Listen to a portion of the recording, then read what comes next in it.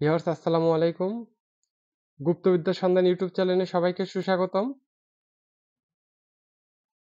তো আজকে আপনাদের মাঝে একটি গুরুত্বপূর্ণ বিদ্যা নিয়ে উপস্থিত হলাম। নৌকাতে বান মারা নাড়া কালাম বিদ্যা। এটা হলো নৌকাতে বান মারা নাড়া কালাম বিদ্যা।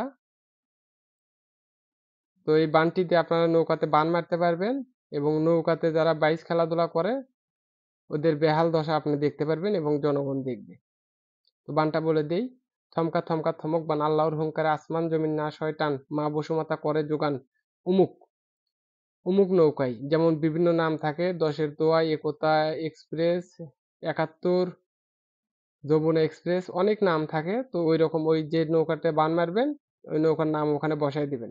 নৌকায় মারলাম থমক বান মা ফাতেমা মা বরকত করে যোগান সূর্য নাচে চন্দ্র নাচে নাচে সর্ববান কার আজ্ঞে মা বরকত ফাতেমার আজ্ঞে আমার এই থমক বান যদি নড়ে আল্লাহ নবীর কাল্লা কেটে জমিনে পড়ে দোহাই ফাতেমা দোহাই মা বরকত।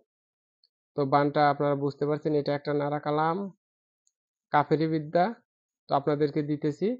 নৌকাতে বান মারা নারা কালাম বিদ্যা থমকা থমকা থমক বান আল্লাহর হুঙ্কারে আসমান জমিন না শয়তান মা বসুমাতা করে যোগান উমুক নৌকায় মারলাম থমক বান মা ফাতেমা মা বরকত করে যোগান সূর্য নাচে চন্দ্র নাচে নাচে সর্ববান কার আজ্ঞে মা বরকত ফাতেমার আজ্ঞে আমার এই থমক বান যদি নড়ে আল্লাহ নবীর কাল্লা কেটে জমিনে পড়ে দোহাই ফাতেমা দোহাই মা বরকত।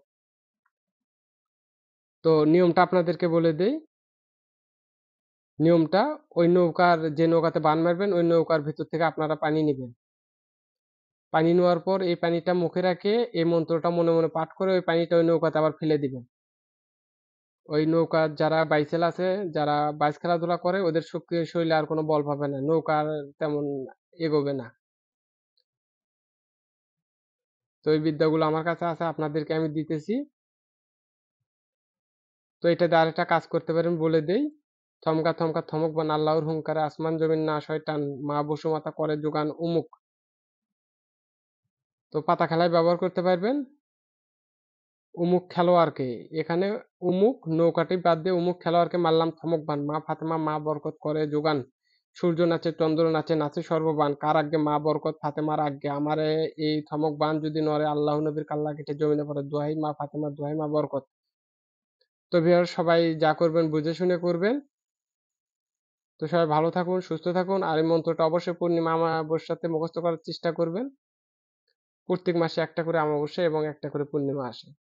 এবং আমার কথাবার্তায় যদি কোনো ভুল ভ্রান্তি হয়ে থাকে তো আমাকে ক্ষমা করে দিবেন। আর যদি কারো বুঝতে অসুবিধা হয় তো সেক্ষেত্রে আপনারা আমাকে কমেন্ট করে জানাতে পারেন অথবা আমার কাছে ফোন দিয়ে জেনে নিতে পারেন। আসসালামু আলাইকুম।